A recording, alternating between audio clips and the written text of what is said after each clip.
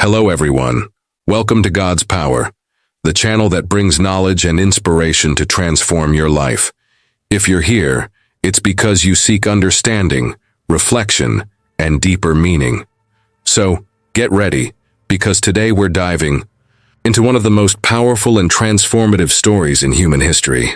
But before we begin, make sure to like this video and subscribe to the channel so you don't miss any of our content. Now let's begin. Have you ever stopped to think about what really happened during Holy Week?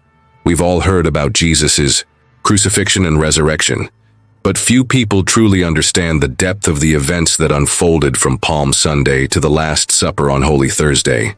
These were days filled with tension, devotion, betrayal, and prophecy fulfillment, days that changed the world forever. And today, we will walk through them as if we were there, witnessing every moment. It all begins with an atmosphere of expectation and hope.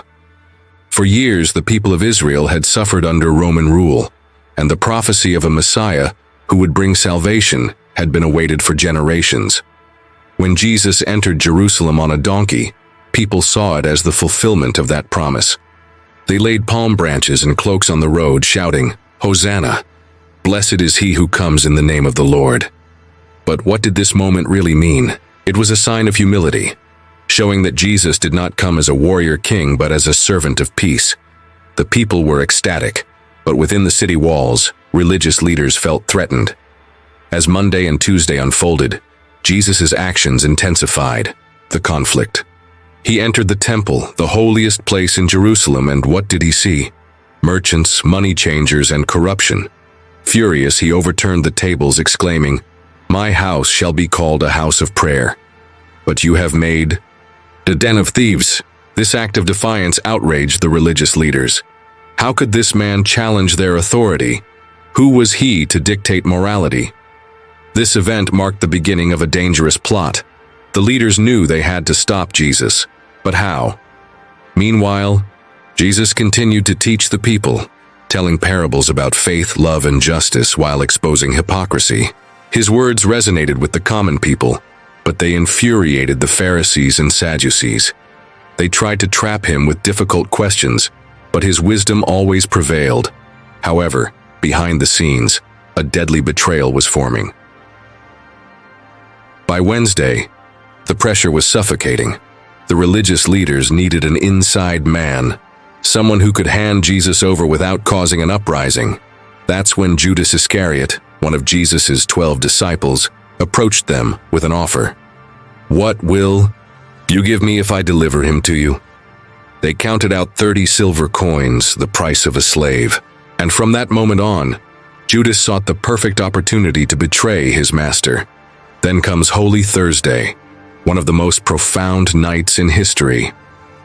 Jesus gathers his disciples for the Last Supper, knowing that this will be their final meal together. It is during this sacred moment that he takes bread and wine and, for the first time, gives them a new meaning.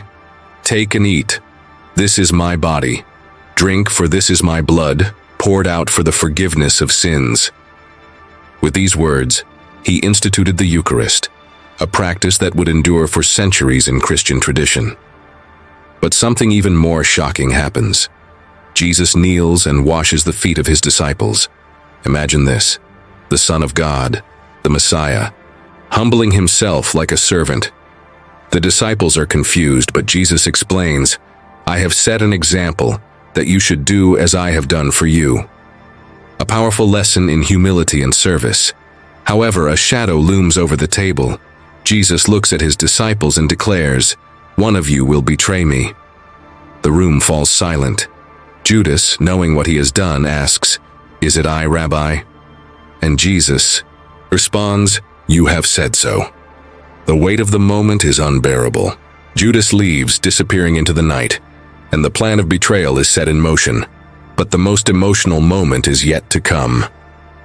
After dinner, Jesus and his disciples go to the Garden of Gethsemane. There he prays in deep agony, sweating blood.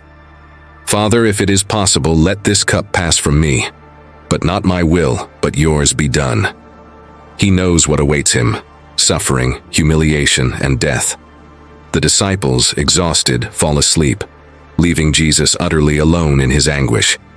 Then, the sound of approaching footsteps. Torches light up the night. Soldiers arrive, led by Judas. The moment has come. Judas steps forward and kisses Jesus on the cheek, the prearranged sign of betrayal. The soldiers seize Jesus. Peter draws his sword, ready to fight, but Jesus stops. Him, "Put your sword away. Shall I not drink the cup the Father has given me?" Jesus surrenders willingly, knowing that his fate is sealed. And so, Holy Thursday ends with Jesus in chains, taken away for trial. The next phase of his passion is about to begin.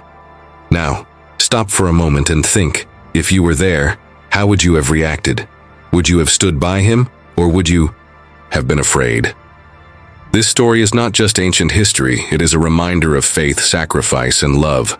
A love so deep that it endured betrayal, pain, and even death. And this is only the beginning. In the next chapter of this story, we will witness the trial, crucifixion, and the ultimate triumph of Jesus. So if you want to continue this journey with us, make sure you're subscribed and turn on the notifications, because you won't want to miss the next part. If you found this video meaningful, leave a like, share it with someone who needs to hear this, and comment below. What part of this story impacted you the most? Thank you for watching God's Power, where we bring knowledge and inspiration to transform your life. See you in the next video.